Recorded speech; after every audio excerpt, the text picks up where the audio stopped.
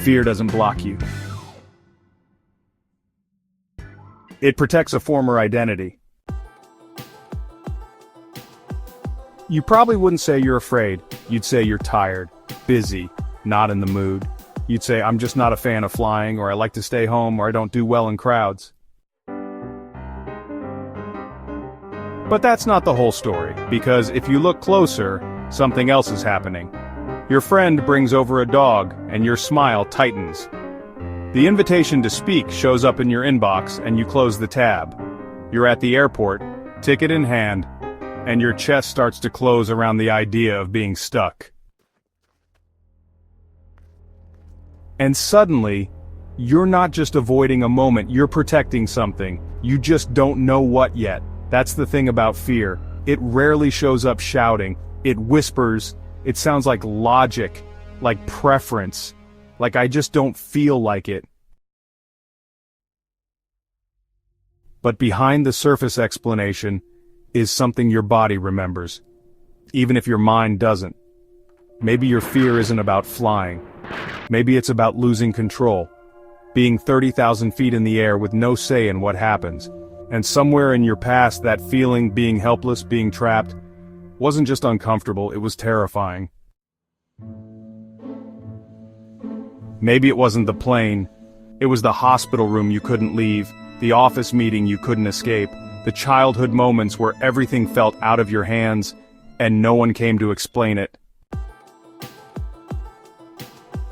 So now the airplane just becomes a symbol, a shortcut to an old feeling. Not because you're afraid of heights, but because you remember what it felt like when your choices didn't matter. Or maybe you don't fear dogs, but the night your world shifted, nothing to do with the dog, but you were holding one. The bark came before somebody yelling, the growl happened in the background while something else cracked. The dog didn't bite, but it became a marker, a witness to a moment your body still hasn't let go of. That's how fear really works. It doesn't protect you from the thing that hurt you. It protects you from what was near it. Fear is the body saying, we've seen this before, and it didn't end well. But not all fear comes from trauma. Sometimes it's subtler, quieter. Sometimes fear is shaped in a hallway, where someone called your name and everyone turned. And the way they looked at you felt too sharp, too sudden. So now, attention doesn't feel exciting, it feels dangerous. Or maybe you had a birthday where everyone showed up and you smiled for the pictures but felt invisible the whole time. Now you flinch when people plan something for you, you minimize, you say, I don't need much. Because somewhere your body remembers what it's like to be surrounded but not really seen. Fear doesn't only form when something terrible happens, it forms when you needed something.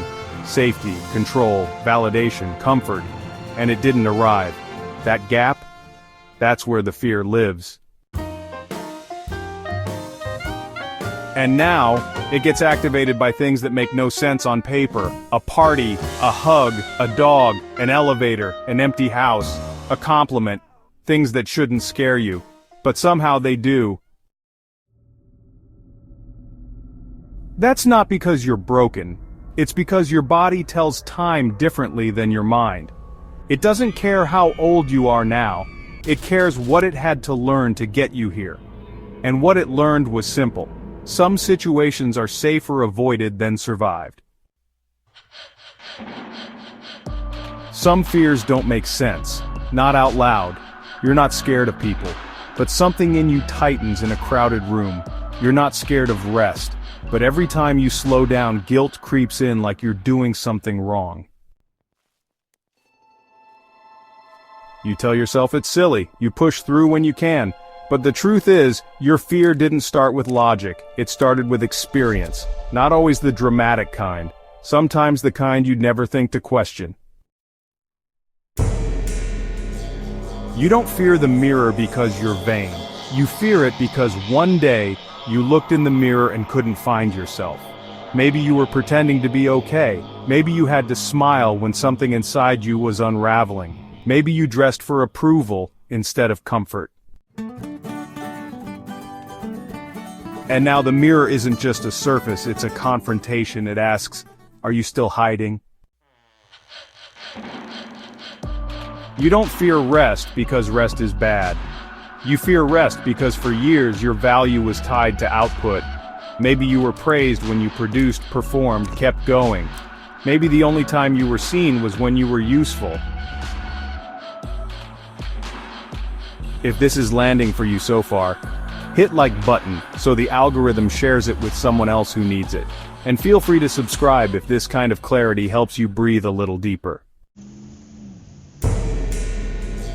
So now when you stop, even for a day, even for a moment, you feel unmoored, like you're wasting time, like you're falling behind, like you might not be enough without something to show for it. That's not laziness, that's a system running an old script. If I stop, I disappear. You don't fear kindness because you're cold. You fear it because kindness often came with conditions. Maybe the compliments were followed by demands. Maybe the love you received always had a price.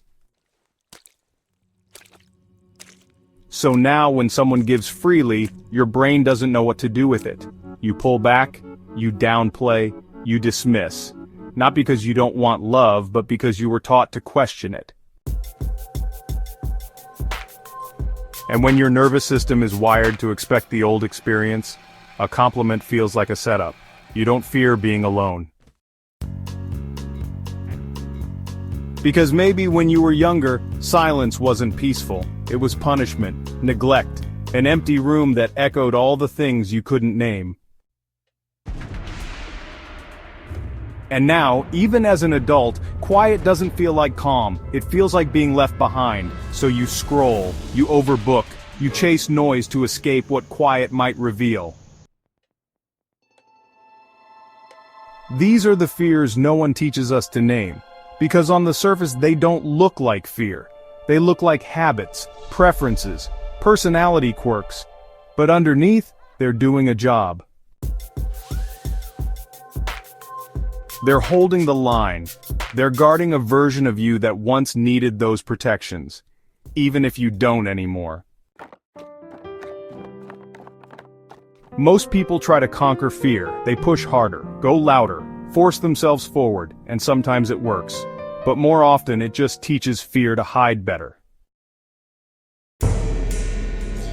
Because fear doesn't vanish when you ignore it. It just moves deeper and learns to speak in subtler ways. You stop saying no, but your voice shakes every time you say yes. You show up, but you leave early. You go still on the outside, but inside, your body stays braced for impact. That's not progress, that's survival with a smile on top. Because the part of you that fear is protecting, it doesn't know you're safe now. So ask yourself this, who is my fear still trying to protect? Maybe it's the teenager who learned that being too visible got you mocked, or the child who stayed quiet because adults were unpredictable, or the employee who took the blame to keep the team together. Fear builds loyalty to those versions of you, not because they're true, but because they once worked. And the more success, attention, rest, or love you allow in, the more it feels like betrayal to the self who never got that luxury. That's why growth feels like grief sometimes, because to become who you are now, you have to let go of who fear was built around. And that version of you, the one who hid, the one who adapted, the one who got through it, they did their job. They made it here. They got you two today, but they don't need to be in charge anymore. The key isn't to erase them, it's to retire them. You say, you helped me survive, but I'm not surviving anymore. I'm building something. And I can't build a full life using rules that only work in emergencies. When fear hears that, not just once but often, over time, it loosens. It learns that who you are now doesn't need the same exit routes, shutdowns, rehearsed scripts. And slowly, It shifts from a full body alarm into just a voice you can listen to and then choose differently. There's nothing wrong with feeling fear again, even after you understand it, even after all the awareness and growth. Because fear doesn't vanish with insight, it softens with repetition, it rewrites itself through experience. That's why real change is so uncomfortable, because every time you act outside of your old script, you're choosing a future version of yourself over the one fear was built to protect. Transitions don't look like clarity. They look like shaky boundaries, like saying I'm fine when you're not sure, like going home from the party early but at least showing up. They look like micro moments where you don't run, where you feel the discomfort and stay anyway, where you tell fear, you can come with me, but I'm not giving you the wheel. The goal isn't to never feel fear again. It's to stop building your life around it, because the version of you who needed fear to survive, they were doing their job. But now you're not surviving, you're shaping, you're choosing, you're living in ways that past you didn't have access to. And that means sometimes you'll feel too big, too seen, too quiet, too soft. That's what growth feels like when you've been armored for years. So don't wait to feel fearless before you move. Move gently, move with the memory, move with the fear, but on your terms. Because fear doesn't have to disappear to stop being in charge.